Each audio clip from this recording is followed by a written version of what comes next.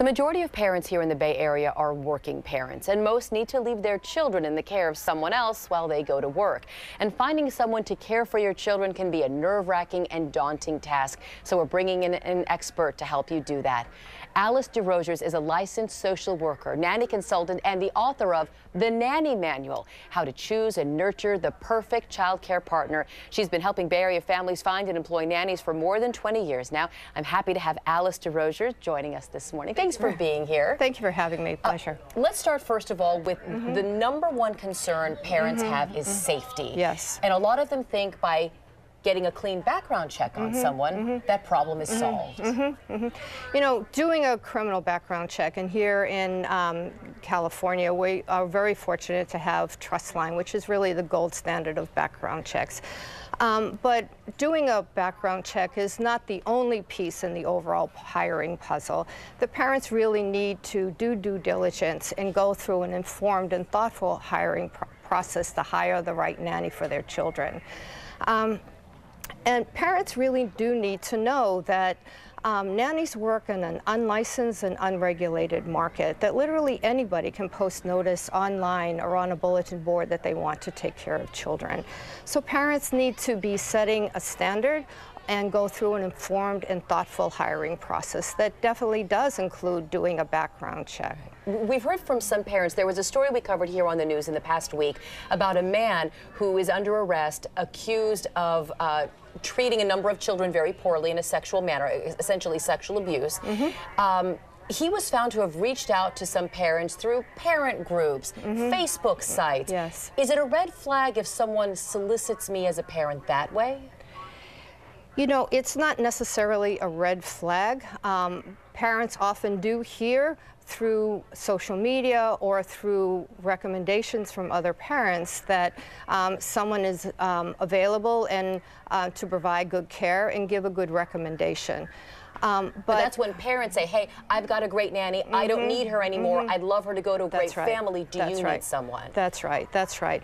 But not every nanny that works for one family is the right nanny for any other family. And parents really do, again, need to go through a thoughtful and informed hiring process and do their due diligence. So parents need to go through an interview process. Never hire a nanny after the first date. An interview process is two separate interviews, where the first interview is a formal one, the second a less formal interview, and then for the person that you're most interested in hiring to go through at least ideally a 2-week trial period, which is scheduled, it's paid. It's really a time to be training your nanny on everything that she needs to know or he needs to know about how your child should be cared for, about where things are in the home and in the neighborhood. And then finally, parents need to have a contract with their nanny that stipulates not only the schedule and the compensation and the benefits and the responsibilities that they're expected to do, but also what the rules of safety are. That, you know, a nanny should never leave their child unattended.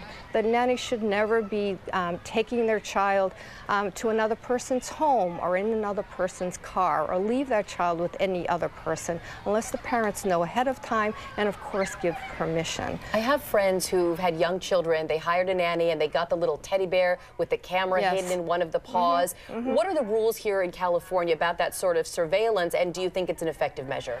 You know, there's a lot of concern about privacy with that type of surveillance. The nanny not being given permission to be surveyed in that kind of way. In my opinion, good care happens when parents and nannies work together and care together. That going through a thoughtful and informed hiring process gives parents a basic level of trust that this is somebody who can provide safe and responsible care.